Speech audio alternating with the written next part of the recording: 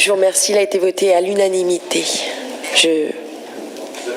J'avais le budget de Vitré Communauté à voter. Voilà. Nous avons mis de l'argent sur le logement, sur la biodiversité, sur les énergies renouvelables, sur le développement économique. Enfin, voilà. Merci Président. Donc c'est avec un gros rhume que je vous présente ce vœu de notre groupe Issons la Bretagne qui s'intitule Urgence Santé. Lors de la session du mois d'octobre 2023, le Conseil régional de Bretagne a voté un avis défavorable au plan régional de santé. Cet avis reposait sur plusieurs points.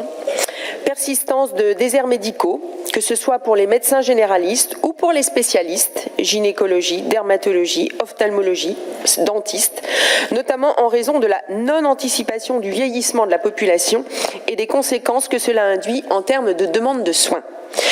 Situation catastrophique des hôpitaux dans tous les services, mais notamment concernant les urgences, singulièrement durant l'été 2023. En effet, la Bretagne a connu cette période une pénurie sans précédent d'urgentistes et des fermetures de l'accueil de nuit des urgences dans 8 établissements, avec obligation pour les patients de passer par le 15 plutôt que de s'y rendre. Force est de constater que la loi RIST, dont l'objectif peut être partagé et est partagé, limiter le recours à l'intérim médical, très coûteux pour les centres hospitaliers, n'a pas produit les effets escomptés en tous les cas cette année et au contraire n'a fait qu'amplifier le phénomène de pénurie. Parallèlement, le personnel médical est partout à bout. Les grèves et les appels au sursaut se succèdent. Le SMUR de Quimper vient de signer une lettre ouverte dénonçant la charge de travail et la pression psychique liée au manque d'un tiers de l'effectif médical.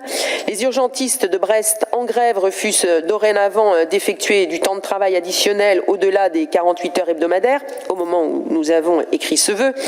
Les questions de ressources humaines sont aussi à l'origine des revendications de la grève à Morlaix.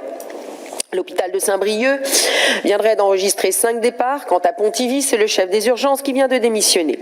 La liste est longue des hôpitaux en difficulté dans notre région. Le constat fait durant notre dernière session demeure.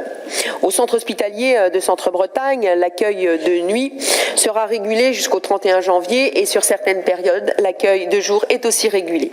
Les urgences de Vitré, depuis novembre 2020, Fougères, Guingamp, Lannion subissent aussi des régulations de nuit qui ne sont pas sans conséquence sur les interventions des pompiers volontaires, rallongeant d'autant les trajets en nuit provente. Mais faute d'urgentistes, effectivement, ces services-là, qui assurent tout de même, il faut le préciser, les urgences vitales, ne peuvent plus fonctionner comme avant. Le ministre de la Santé vient d'annoncer en urgence la réouverture de quelques lits au niveau national, décision qui n'est absolument pas à la hauteur de la catastrophe sanitaire qui se présente devant nous.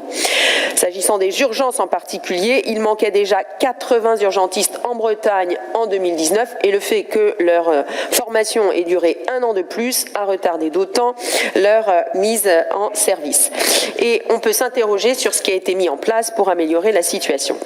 En conséquence, compte tenu de l'avis défavorable en session d'octobre 2023 sur ce plan régional de santé, l'aggravation accélérée de la situation, le Conseil régional de Bretagne, et c'est l'objet de notre vœu, demande la venue de la directrice de l'ARS en session plénière du Conseil régional de Bretagne, afin tout simplement de répondre aux questions légitimes des Bretonnes et des Bretons, relayées par les conseillers régionaux, et ce, dans un esprit parfaitement constructif.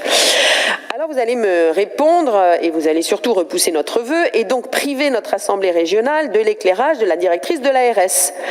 Si à tout le moins le groupe de travail santé se réunissait, nous pourrions imaginer l'y inviter. Mais ce groupe ne se réunit jamais ou sans les groupes minoritaires. Alors, chers collègues,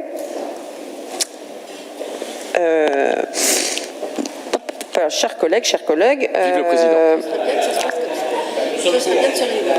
Voilà, nous avons collectivement la capacité, puisque votre majorité n'est que relative, nous avons la capacité, chers collègues, d'inviter la directrice de l'ARS à venir débattre publiquement de l'accès aux services de santé dans notre région, en toute transparence et en toute cordialité. Et donc, je vous invite à évidemment adopter ce vœu. Je vous remercie.